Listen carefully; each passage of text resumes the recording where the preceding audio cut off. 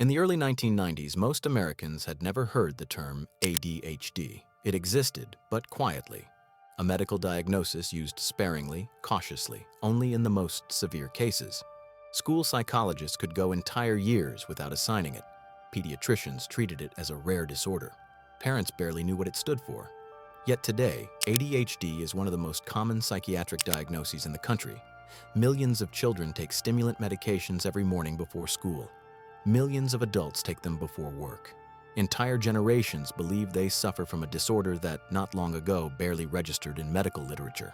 Something happened, something massive, something that didn't follow the natural curve of a newly discovered illness or a slow evolution of medical understanding. It moved too fast, it spread too widely, it expanded too easily. It soaked into the culture like a dye dropped in water. Diagnoses exploded, prescriptions skyrocketed, advertising campaigns multiplied, and the idea of ADHD transformed, from a rare impairment to a near-universal label for struggle. This shift didn't happen by accident. It didn't happen because children changed. It didn't happen because doctors discovered something new about the brain. It happened because of incentives, because of markets, because of systems that rewarded certain narratives and punished others, because of a chain of events that began quietly and grew into a force powerful enough to reshape an entire generation. To understand how ADHD became one of the defining diagnoses of modern life, you have to start before the boom, before the ads, before the cultural wave, before the prescriptions. You have to start at the moment the first domino tipped.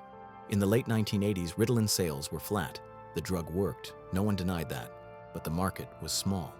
ADHD was diagnosed conservatively under strict criteria. Medication was a final option, only after behavioral interventions failed. And most importantly, the disorder was treated as something that should be evaluated with care, patience, and thorough psychological assessment. This was good for children, but it was terrible for business. A multi-billion-dollar pharmaceutical market sat untouched, not because the drugs didn't exist, but because the diagnosis didn't justify mass prescription. The companies needed something that would change that. Not a new drug, a new narrative. And so the story of ADHD began to expand. Medical conferences started featuring research that described ADHD as underdiagnosed, underrecognized, and undertreated. Articles appeared in journals claiming the disorder affected far more children than previously believed. Suddenly, instead of 3 to 5% of children, studies claimed the number could be 8%, then 10, then 12.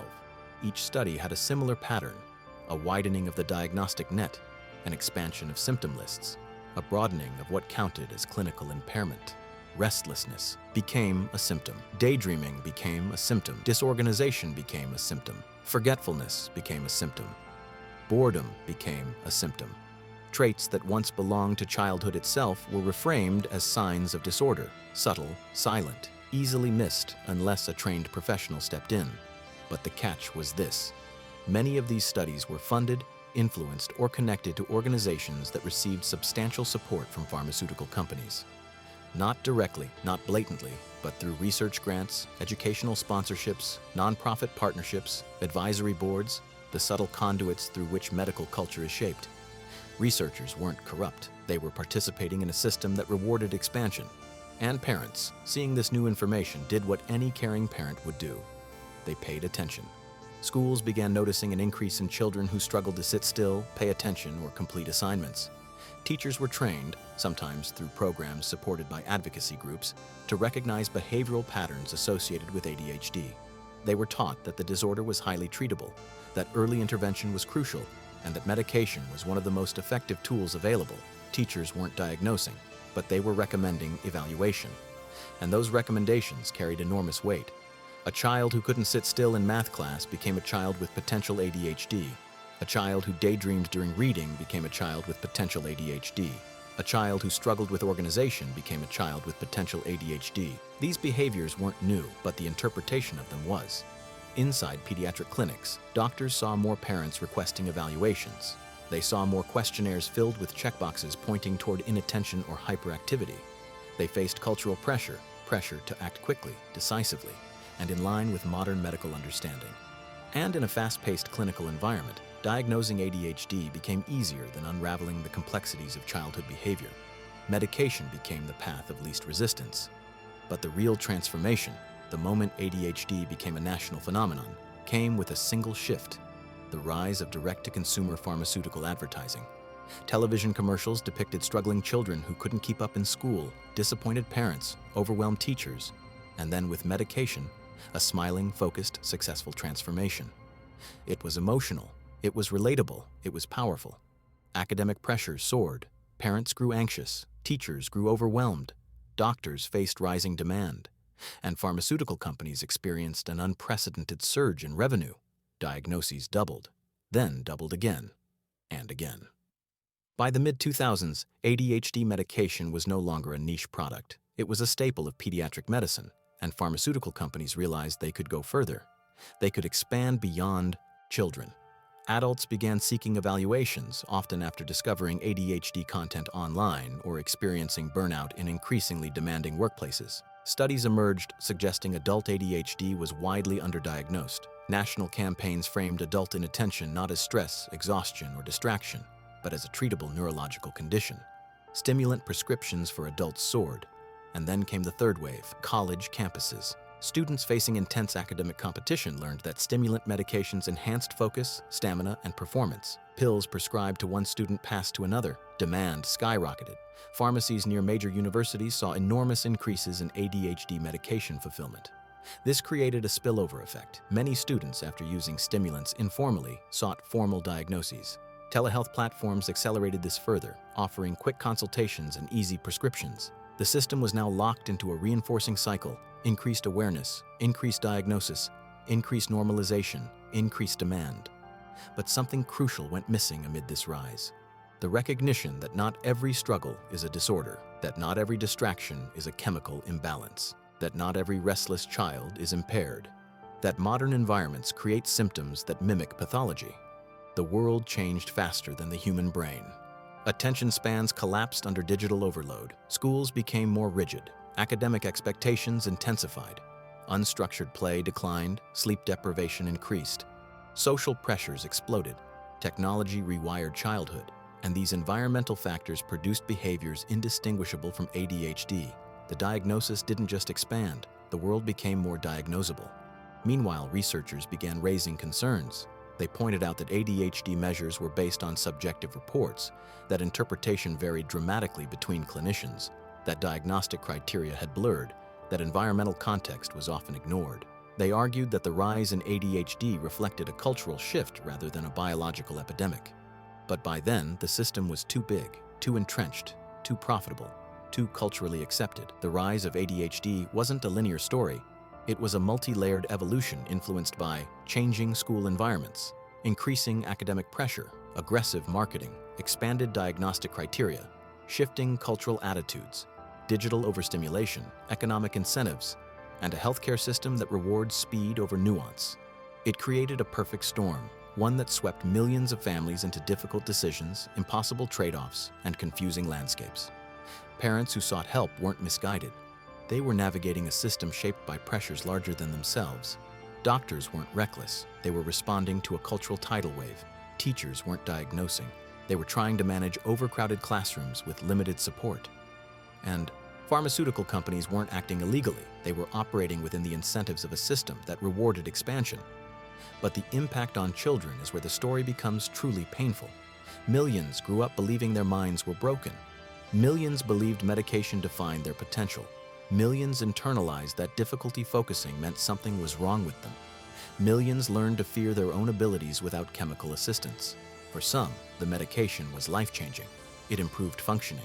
It reduced impairment. It enhanced quality of life. It allowed them to thrive. But for others, perhaps many, the medication was a solution to a problem they never had. Because the line between disorder and discomfort blurred, the line between disease and expectation blurred, the line between impairment and normal childhood behavior blurred.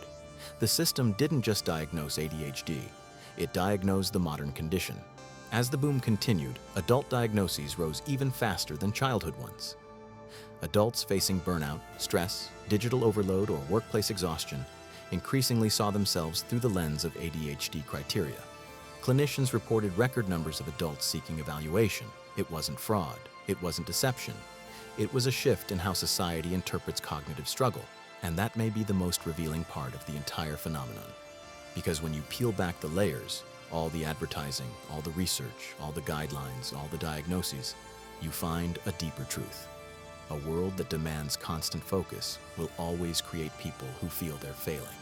The ADHD boom wasn't just a medical story. It was a societal story, a cultural story, a technological story, a story about pressure, expectations, and environments designed to fragment attention.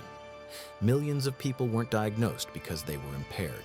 They were diagnosed because the world changed faster than the human mind could adapt, and the medical system interpreted adaptation as disorder. In the end, the rise of ADHD reflects a simple equation. When academic demands rise, diagnoses rise. When workplace pressure rises, diagnoses rise. When digital overload rises, diagnoses rise. When attention is monetized, distraction becomes pathology. But amid all of this, one question remains, one that cuts through the noise, the controversy, the incentives, and the cultural shifts. A question that parents rarely ask, teachers rarely ask, doctors rarely ask, and society rarely asks. What if the explosion in ADHD diagnoses says less about children and more about the world we built around them? Maybe the real disorder isn't in the brain. Maybe it's in the environment. Maybe attention didn't collapse. Maybe everything else just got louder. Maybe distraction isn't a disease. Maybe it's a reaction. Maybe the children changed only because everything around them changed first. And maybe, just maybe, millions of diagnoses emerged not because something broke inside people, but because something broke around them. A culture that rewards constant stimulation, schools that demand stillness, workplaces that demand perfection, technology that hijacks attention, economies that monetize distraction, systems that treat struggle as pathology. The ADHD boom is not a story about villains. It is a story about incentives, about acceleration, about how modern life turns human limitations into medical issues, and how easy it is for systems to grow beyond their original purpose. Millions of people live better lives because of ADHD treatment. Millions have real impairment, real challenges, real neurological differences that deserve recognition and support. But millions of others were swept into a diagnostic wave shaped by factors they never saw, never understood, and never chose. The ADHD boom is what happens when a society becomes so demanding, so distracting, so overwhelming, that normal variation becomes abnormal. The tragedy is not that ADHD is treated. The tragedy is that struggle is pathologized. The tragedy is that millions of people grew up believing something was wrong with them for responding normally to an abnormal world. And now, a generation is left asking the same quiet question: was it really a disorder? Or was it a symptom of the world we created? Either way, one thing is certain. When a society punishes distraction but designs itself to create it, the people living inside it will always feel broken. And they will search for answers, even when the system giving those answers was built on incentives they never knew existed.